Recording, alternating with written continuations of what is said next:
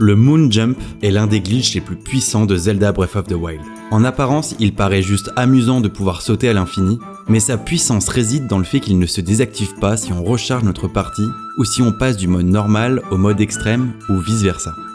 Pour rappel, ce glitch consiste à essayer de chevaucher un cheval durant l'épreuve de tir à l'arc. Link se retrouve attaché à un cheval et le jeu ne sait plus comment réagir. Ce glitch a pour conséquence directe de nous permettre de sauter à l'infini. Cependant, il a d'autres conséquences qui sont bien plus subtiles car elles se passent à l'intérieur de la console et elles permettent de manipuler les fichiers de sauvegarde. Pour bien visualiser, voici ce qu'il se passe quand on sauvegarde notre partie. Le jeu enregistre les informations de la partie directement dans la console. Parmi ces informations, on a notre inventaire, les armes et vêtements équipés, l'état d'avancement des quêtes et des sanctuaires, et enfin une position géographique qui sert à nous téléporter en jeu lorsque l'on charge cette sauvegarde. Eh bien, un des effets de bord du Moon Jump est de pouvoir conserver la position de téléportation de Link lors d'un chargement.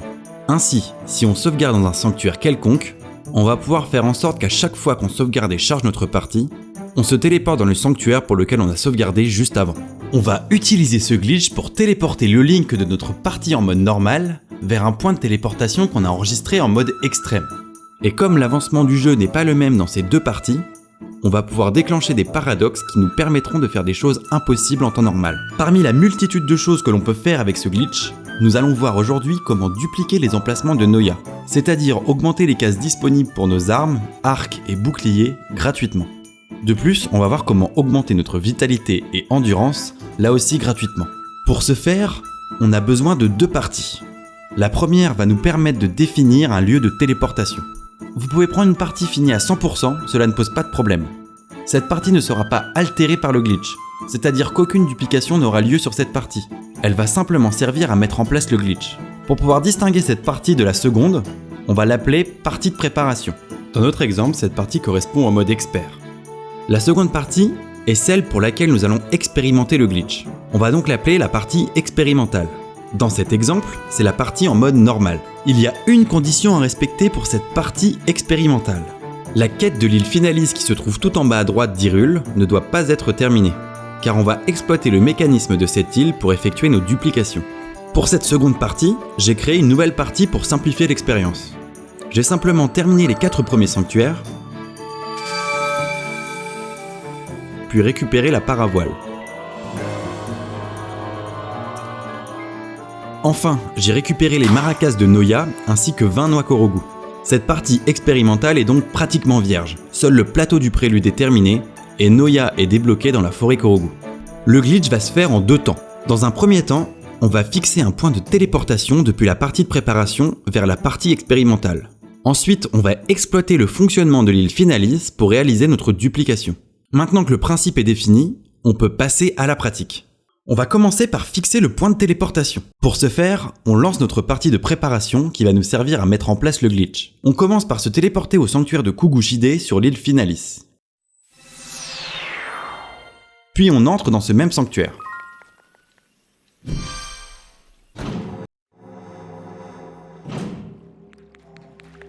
Une fois à l'intérieur, on sauvegarde. Cette sauvegarde marque le point de téléportation que l'on va conserver. Ensuite, on se rend au guichet de tir à l'arc au sud du lac Hylia. On passe par le sanctuaire de Kaomaka pour y arriver rapidement.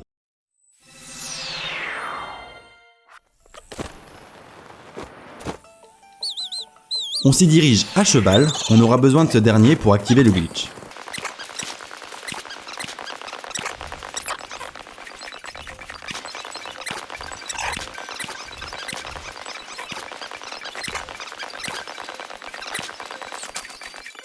Une fois devant le guichet, on place une amulette de téléportation qui nous sera utile si on souhaite recommencer la manipulation. On va maintenant activer le glitch du Moon Jump. Pour ce faire, il nous suffit d'être sur notre cheval, puis de parler à Zinnin en appuyant sur ZL et A. Il nous propose de nous entraîner, on lui répond que l'on est d'accord. Il nous propose ensuite de nous vendre des objets, on peut lui répondre que nous n'en avons pas besoin. Enfin, on accepte de payer 20 rubis pour lancer l'épreuve. Pour finir, il nous propose de nous expliquer le fonctionnement de son mini-jeu. On lui répond que c'est inutile. Et après le timer de 3 secondes, on se retourne puis se dirige vers les hauteurs à proximité des chevaux.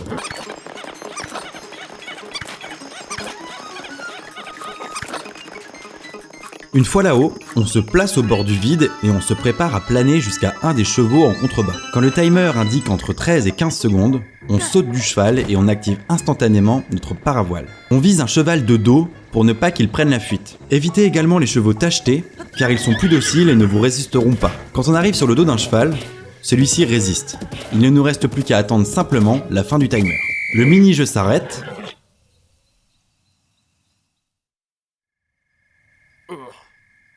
Et Zinine nous propose de recommencer. On lui répond que nous sommes pressés.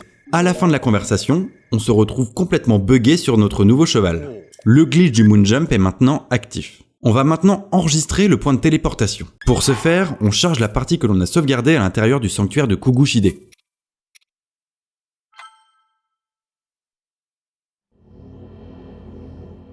Une fois la partie chargée, on remarque que le glitch du Moonjump est bien actif. Si tout est ok, on se téléporte au point de notre amulette de téléportation.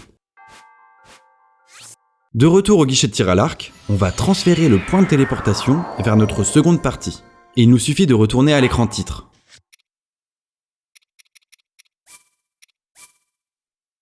Une fois dans le menu principal, on passe le jeu en mode normal, ce qui charge notre partie expérimentale. On va maintenant chercher à nous téléporter au sanctuaire que l'on a sauvegardé dans la précédente partie. On va simplement se déplacer jusqu'à déclencher une sauvegarde automatique.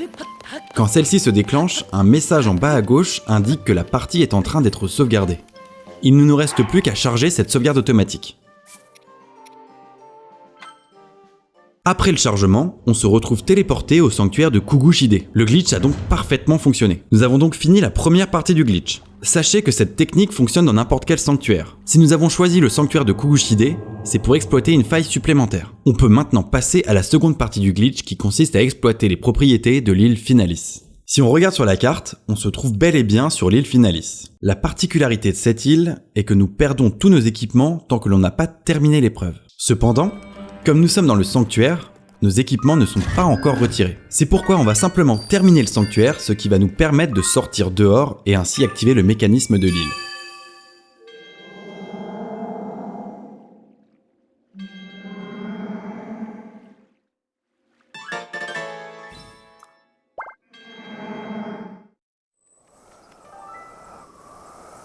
On nous indique que l'épreuve a débuté et que nos équipements sont retirés.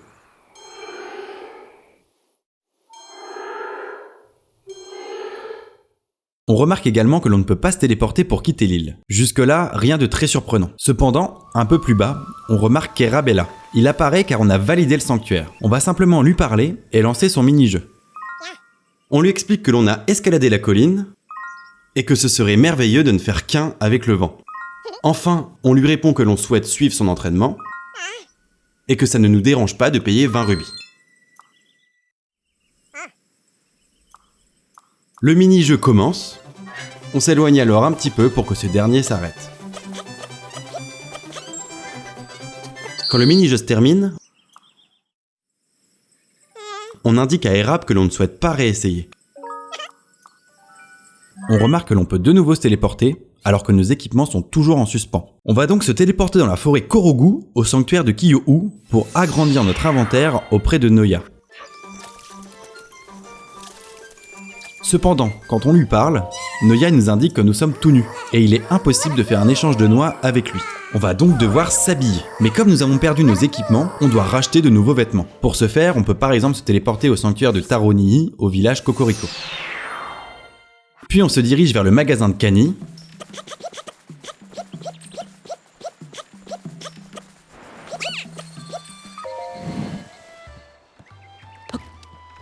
Et on achète des vêtements que l'on équipe.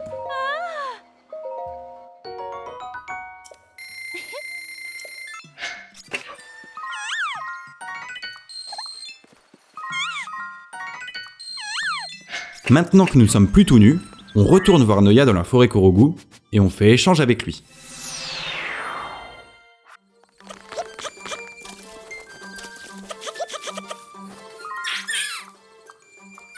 Je dépense 20 noix Korogu pour améliorer les emplacements d'armes. La transaction se réalise normalement.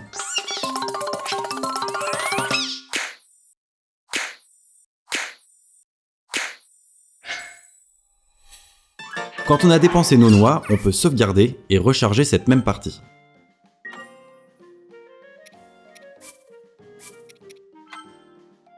On se retrouve là encore dans le sanctuaire de Kugushide. On est exactement au même point que tout à l'heure. Cependant, on remarque que nos emplacements d'armes sont conservés et qu'on a toujours 20 noix Korogu. On peut donc reproduire le glitch encore une fois, mais pour cette fois, je vais vous présenter comment dupliquer des réceptacles de cœur et d'endurance. Il nous suffit là encore de quitter le sanctuaire,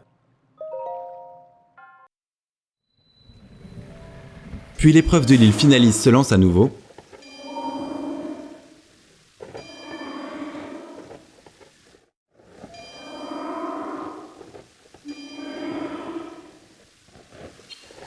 On en profite pour reparler à Erap pour lancer son mini-jeu et ainsi pouvoir se téléporter en dehors de l'île.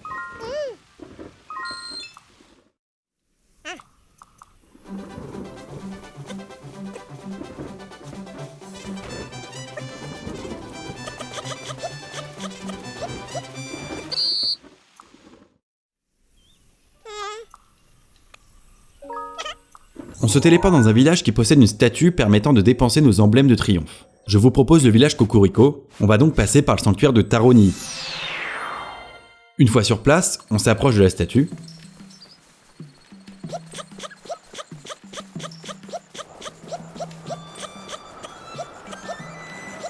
Et on va simplement échanger nos emblèmes contre un réceptacle.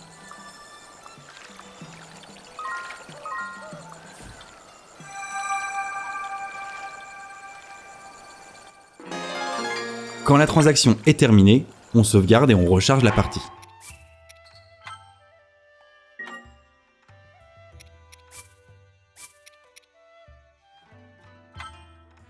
Une fois la partie chargée, on se retrouve là encore dans le sanctuaire de l'île Finalis. Et comme on s'y attendait, nous avons un cœur supplémentaire alors que nos emblèmes de triomphe n'ont pas bougé. On peut enchaîner cette technique une multitude de fois, mais si on souhaite arrêter tout ça, on va simplement quitter le jeu et le relancer. Cette action permet de vider la mémoire et ainsi de désactiver le glitch du Moon Jump.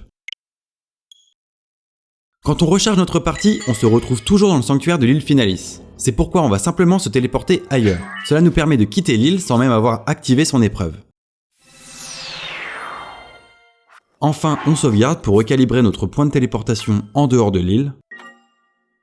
Et voilà, on vient d'exploiter l'un des glitches les plus puissants de ce jeu. Comme je vous l'ai précisé tout à l'heure, le glitch se découpe en deux parties. La première permet de conserver un point de téléportation entre le mode normal et le mode extrême. La seconde consiste à exploiter les particularités de l'île Finalis. La première partie de ce glitch permet de faire beaucoup de choses. On peut par exemple débloquer la tenue barbare avant même de quitter le plateau du prélude. Je vous laisse vous expérimenter avec ce glitch, vous avez moyen de faire de grandes choses avec un petit peu d'imagination. Un gros merci à Snack à Squid qui nous a remonté ce glitch des plus intéressants. Si vous trouvez de nouvelles utilisations de ce glitch, vous pouvez m'en faire part via les réseaux sociaux en publiant une vidéo ou une photo en précisant les hashtags glitcher et hashtag moonjump.